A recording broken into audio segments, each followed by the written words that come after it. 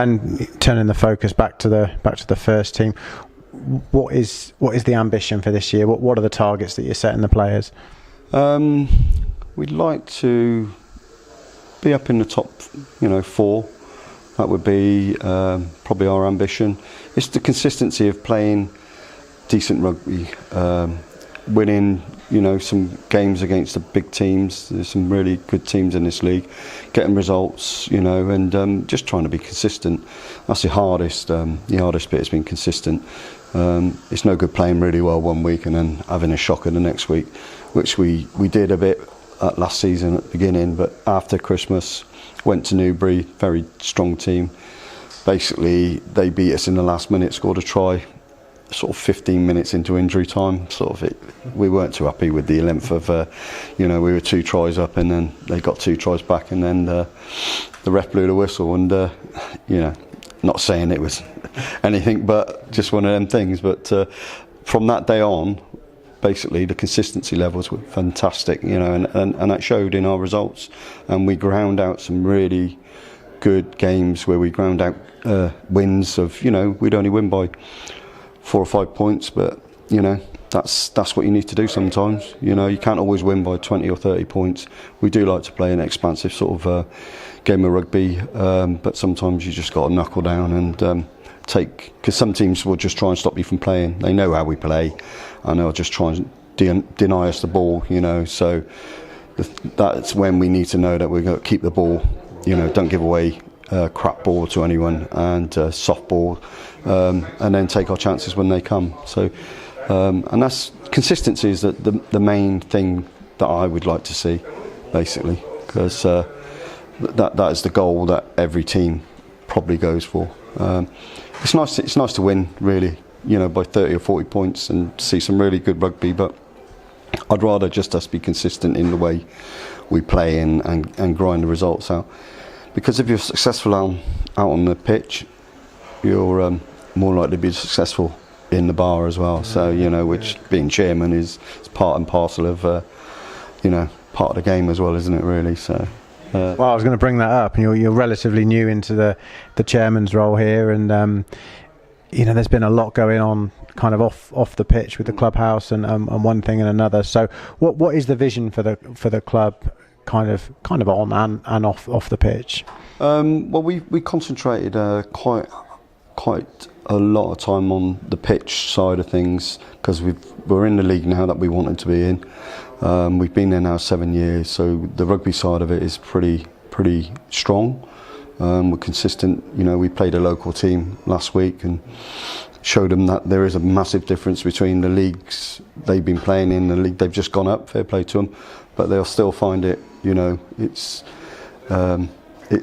hard rugby every week, consistent hard rugby that you've got to turn up and play. You can't have an off day and stuff like that, and that's what they're going to have to do. So we're concentrating on, we've done the bar up, we've done the hall, we're continuing to, we're going to change rooms, we're building a physio room, we've redone the toilets, we're in the process of finishing that off.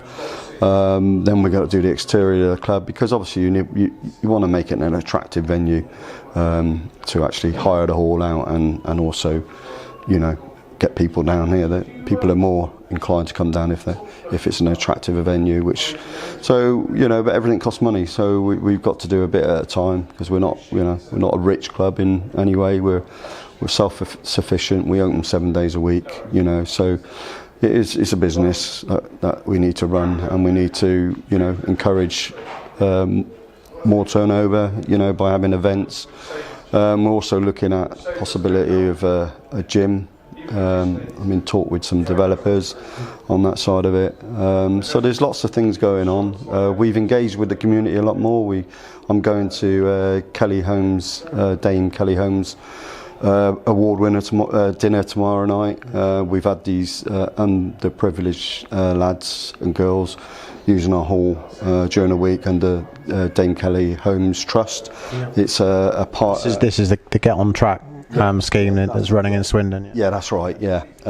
So they've been using our venue, and we're trying to reach out a little bit more to that side of the community, and then become more of a community club as well, you know. And it's just, and also try and attract the local people around here as a venue that they can come and watch rugby, or just come down and have a drink, or you know. Yeah, we're working our way along there, and we're definitely getting there. It's hard work, but it's worth it, and I think the benefits will be good, because it's not just the rugby. The rugby is a massive part of it, and that's the reason we're here. See you, Mark. Sorry. Yeah, is the main reason we're here, because the rugby club is now it's 126 years old. The reason it's here because 126 years ago, a group of guys decided they wanted to play rugby, and then from that it moved on and on and on, and you know, eventually built this club. And we're just we're taking that mantle at the moment and keeping it on. So hopefully in another 125 years, the club will still be here, or Swindon Rugby Club will be somewhere. And then, you know, they can say, oh, they still, you know, carried the mantle for us and kept the rugby club going and the community in Swindon. So, yeah, so it's pretty good. Yeah, all in all, the club sounds like it's in a fantastic place. And in terms of the success on the pitch, is you mentioned that you're in the division you want to be in now, but if the opportunity came to get promoted, where would your kind of opinion kind of lie there? That's probably a new ball game really altogether. With that, they tend to be professional teams above this level. I mean, we're at level 6, which we're one off from a national level. Personally, I think that would stretch us. If the lads were good enough to get promoted and they wanted, you know, and they were up there doing the business, then obviously we would support them. I wouldn't say no, don't get promoted, but that's a big ask. It's a big ask. There's some great teams in this league, and financially that could be quite a hard thing to cope with as well. Is it something the club could look at, say, in 10, 15 years' time, maybe? Yeah, I think that's the reason. We've got to the league where the level we want to be, and now we need to sustain that level. And then if we're looking to then go higher, then, as I said earlier, we need to be able to attract more business to the club, you know, more sponsors. It's a sort of a chicken and egg sort of situation really.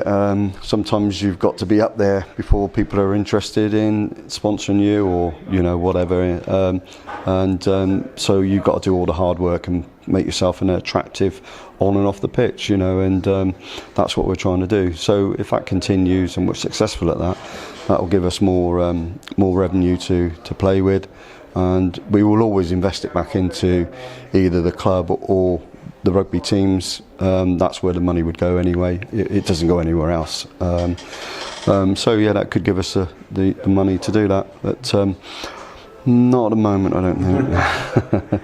Well, we're only looking as far as the season ahead, and we're looking forward to the start of the season. Fingers crossed you get a nice big win against Grove, and it'll just set you up nicely for that consistency that you say you're looking for this season. Yeah. Best of luck for the season ahead, Martin, and thanks for joining us. Thank you. Cheers, buddy. Cheers.